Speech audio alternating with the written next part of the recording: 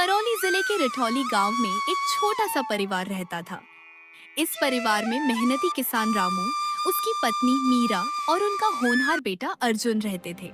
सुनते हो जी, घर में अब बस इतना ही अनाज बचा है। आज तो किसी तरह खाना बन जाएगा, लेकिन कल क्या होगा समझ नहीं आता कि हम अपने घर का खर्च कैसे चलाएंगे। रामू, क्या बताऊं मीरा, मेरे समझ में कुछ नहीं आ रहा।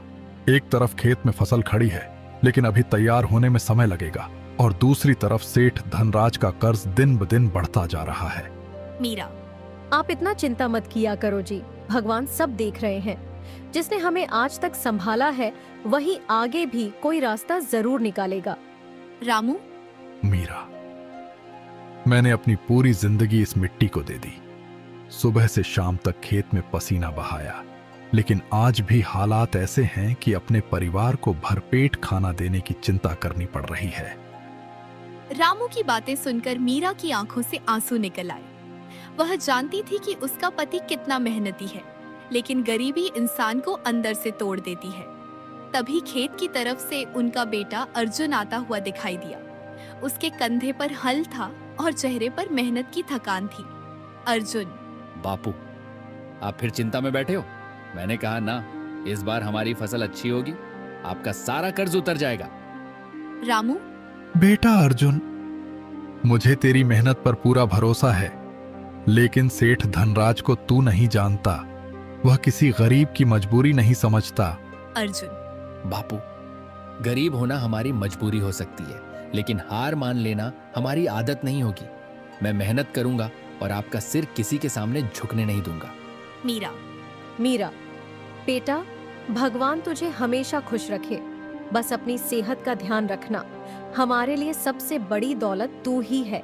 अर्जुन अपनी माँ की बात सुनकर मुस्कुराया, लेकिन उसे पता था कि आगे का रास्ता आसान नहीं होने वाला था, क्योंकि गांव का सबसे लालची सेठ धनराज उनकी जिंदगी में एक बड़ा तूफान लाने वाला था।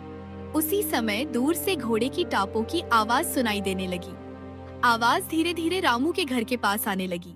रामू ने जैसे ही देखा, उसके चेहरे का रंग उड़ गया। मीरा, क्या हुआ जी? आप अचानक इतने परेशान क्यों हो गए? मीरा, लगता है सेठ धनराज आ गया है। कुछ ही देर में सफेद कपड़े पहने, हाथ में छड़ी लिए, गांव का साहूकार सेठ धनराज अपने 2 नौकरों के साथ रामू के आंगन में आकर खड़ा हो गया। उसके चेहरे पर घमंड और आंखों में लालच साफ दिखाई दे रहा था। सेठ धनराज, ओ रामू, कब तक मेरा पैसा दबाकर बैठा रहेगा? आज हिसाब करने आया हूँ। सेठ जी प्रणाम, बस थोड़ा समय और दे दीजिए। फसल तैयार होते ही आपका पूरा पैसा चुका दूंगा। समय समय हर बार यही बात बोलता है। तेरी इन बातों से मेरा घर नहीं चलता रामू। अगर पैसे नहीं दिए तो याद रखना, तेरा खेत मेरे कब्जे में आ जाएगा। सेठ धनराज की बात सुनकर रामू चुप हो गया। मीरा डर के कारण अपने पति को देखने लगी। वहीं अर्जुन की आंखों में गुस्सा दिखाई देने लगा। उसे महसूस हो गया था कि अब सिर्फ मेहनत से नहीं, बल्कि अपनी बुद्धि से भी लड़ाई लड़नी पड़ेगी। सेठ धनराज के जाने के बाद रामू के घर के आंगन में एक अजीब सा सन्नाटा छा गया था। हवा चल रही थी, लेकिन ऐसा लग रहा था जैसे उस छोटे से घर की परेशानियां हवा से भी भारी हो गई हों। रामू वहीं चारपाई पर बैठ गया। उसके चेहरे पर चिंता साफ दिखाई दे रही थी। मीरा, सुनते हो जी? इतना मत सोचिए, भगवान कोई ना कोई रास्ता जरूर निकालेंगे। रामू, कैसे रास्ता निकलेगा मीरा? सेठ धनराज को तो बस अपनी जमीन चाहिए। उसे ना हमारी मजबूरी दिखती है, ना हमारी मेहनत। मीरा, लेकिन आपने कभी किसी का बुरा नहीं किया। इतने साल ईमानदारी से खेती की है, भगवान अच्छे लोगों का साथ जरूर देते हैं। पास ही खड़ा अर्जुन अपने माता पिता की बातें सुन रहा था। उसके मन में एक फैसला हो चुका था। वह जानता था कि अब सिर्फ चिंता करने से कुछ नहीं होगा। अर्जुन, बापू, अब आप चिंता करना छोड़ दो। मैं आज से खेत में पहले से ज्यादा मेहनत करूंगा। इस बार ऐसी फसल उगाऊंगा कि सेठ धनराज को उसका पैसा वापस मिल जाएगा। बेटा, मेहनत करना अच्छी बात है, लेकिन अकेले अपने कंधों पर इतना बड़ा बोझ मत उठा। बापू, जब आपने पूरी जिंदगी हमारे लिए मेहनत की है, तो क्या मैं आपके लिए कुछ नहीं कर सकता? ये खेत सिर्फ जमीन का टुकड़ा नहीं है, ये हमारी इज्जत है। अगली सुबह सूरज निकलने से पहले ही अर्जुन उठ गया। उसने हल उठाया और खेत की ओर चल पड़ा। खेत की मिट्टी सूखी हुई थी, लेकिन अर्जुन के हौसले मजबूत थे। वह हल चलाते हुए बार बार अपने पिता की झुकी हुई आंखों को याद कर रहा था। अर्जुन, हे भगवान, बस इतना साथ देना कि बापू का सिर कभी झुकने ना पाए। दिन गुजरने लगे। अर्जुन सुबह से शाम तक खेत में मेहनत करता। वह कभी पानी की कमी दूर करता, कभी खेत की मेड़ ठीक करता। उसकी मेहनत देखकर कुछ गांव वाले हैरान थे, लेकिन कुछ लोग अब भी उसका मजाक उड़ाते थे। एक दिन गांव के दो आदमी खेत के पास से गुजर रहे थे। गांव वाला एक देखो रामू का छोरा दिन रात खेत में लगा रहता है, क्या लगता है इससे सेठ का कर्ज उतर जाएगा? गरीब आदमी मेहनत तो बहुत करता है, लेकिन किस्मत साथ ना दे तो सब बेकार हो जाता है। अर्जुन ने उनकी बातें सुन ली, लेकिन उसने जवाब नहीं दिया। उसने बस अपना हल और तेज चला दिया। उसे भरोसा था कि जवाब उसकी मेहनत देगी। उधर सेठ धनराज अपने घर में बैठा रामू के खेत की खबर ले रहा था। उसका नौकर उसके पास आया।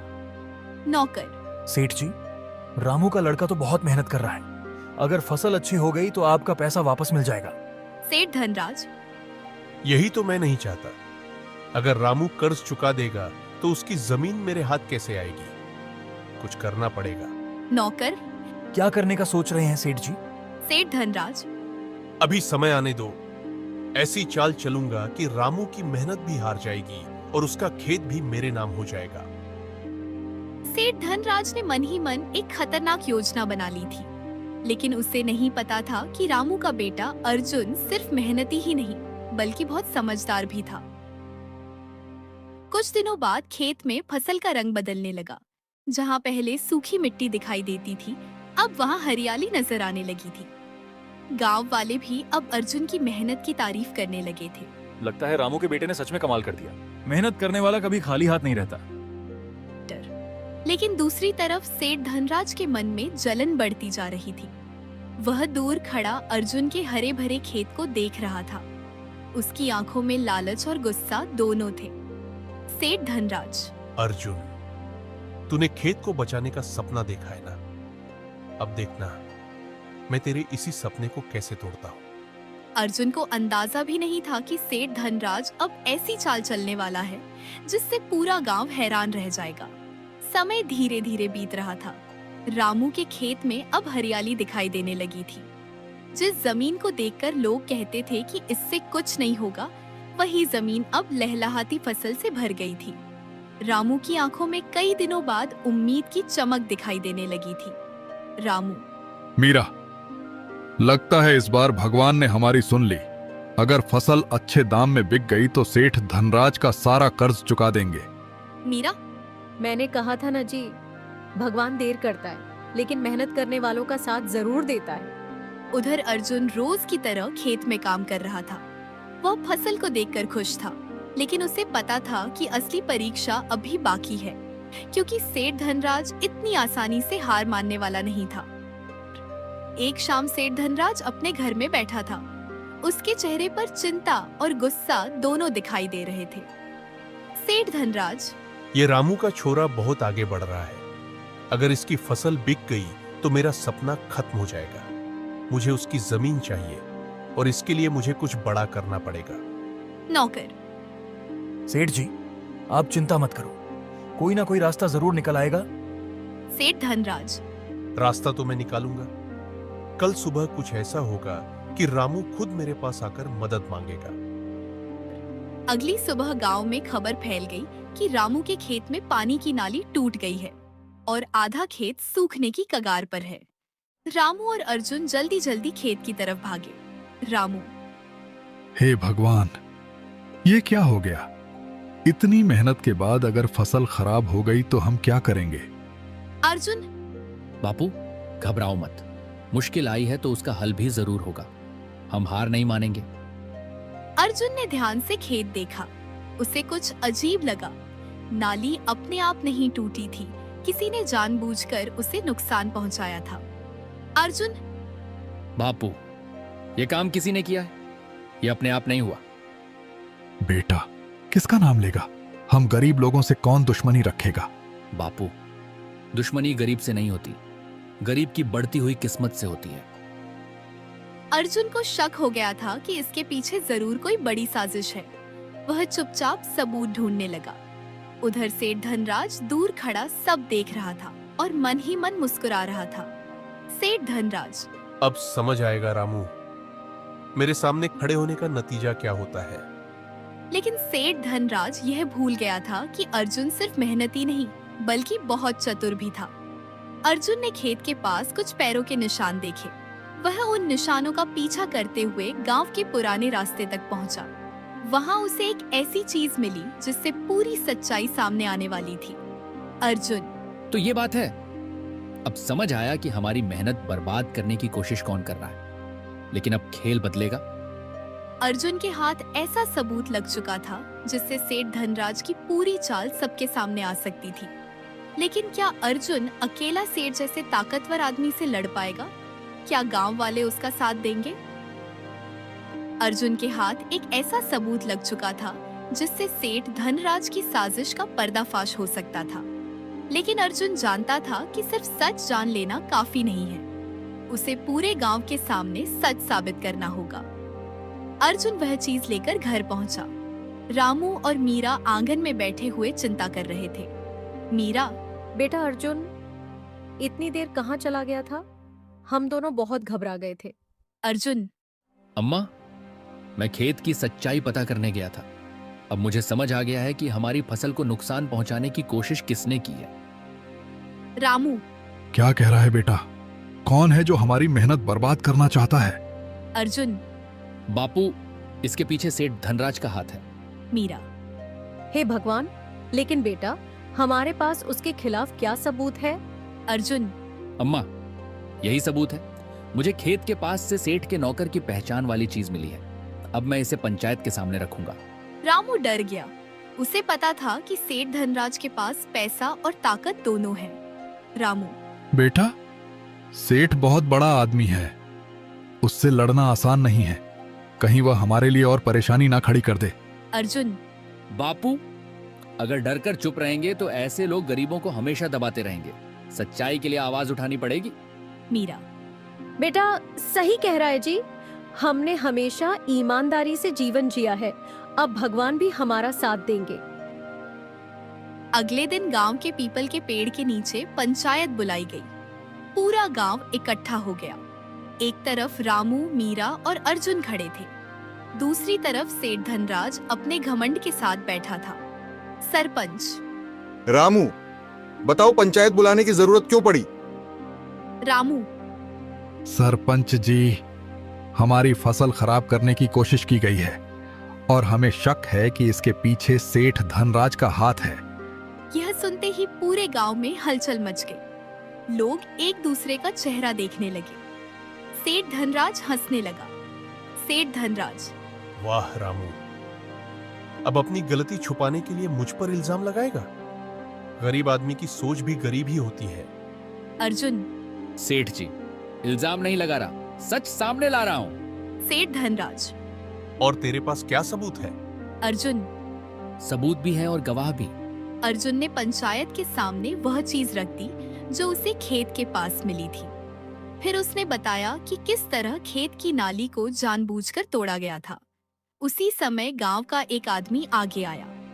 सरपंच जी, मैंने उस दिन सेठ के नौकर को खेत की तरफ जाते देखा था, लेकिन डर के कारण कुछ बोल नहीं पाया। यह सुनकर सेठ धनराज के चेहरे का रंग बदल गया। अब पहली बार उसे डर महसूस हुआ। सरपंच, धनराज, अगर ये सच है तो यह बहुत बड़ा अपराध है। सेठ धनराज, नहीं सरपंच जी, ये सब झूठ है। ये लड़का मुझे बदनाम करना चाहता है। अर्जुन, सेठ जी, सच को ज्यादा देर तक छुपाया नहीं जा सकता। आपने सोचा था गरीब आदमी कभी आपके खिलाफ खड़ा नहीं होगा, लेकिन आपने यह भूल कर दी कि गरीब के पास पैसा नहीं होता, मगर हिम्मत जरूर होती है। पंचायत में सन्नाटा छा गया।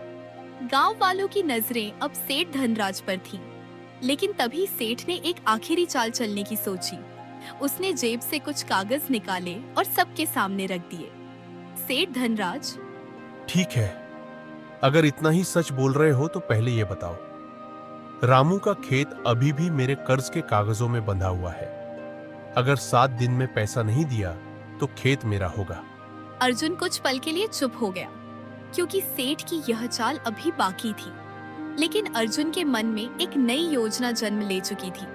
अर्जुन, ठीक है सेठ जी, अब फैसला खेत का नहीं, आपके घमंड का होगा। अब अर्जुन के सामने सबसे बड़ी चुनौती थी। उसे सिर्फ खेत ही नहीं बचाना था, बल्कि सेठ धनराज के झूठ का पर्दाफाश भी करना था। पंचायत खत्म होने के बाद अर्जुन अपने पिता रामू और माँ मीरा के साथ घर लौट आया। पूरे रास्ते तीनों चुप थे। गांव वाले भी यही सोच रहे थे कि आखिर 7 दिन बाद क्या होगा। घर पहुंचकर अर्जुन ने मन ही मन फैसला कर लिया कि चाहे कितनी भी मेहनत करनी पड़े, वह अपने पिता का खेत किसी भी कीमत पर नहीं जाने देगा।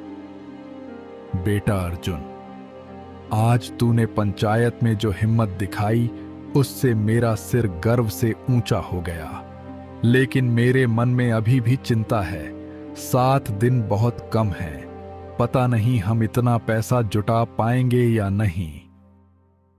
बापू, आप बिल्कुल चिंता मत कीजिए। मेहनत करने वाले कभी हारते नहीं। मैं कल सुबह ही मंडी जाऊंगा, हर व्यापारी से बात करूंगा और हमारी फसल का सही दाम लेकर ही वापस आऊंगा। इस बार जीत हमारी ही होगी। आज भगवान ने हमारी सुन ली।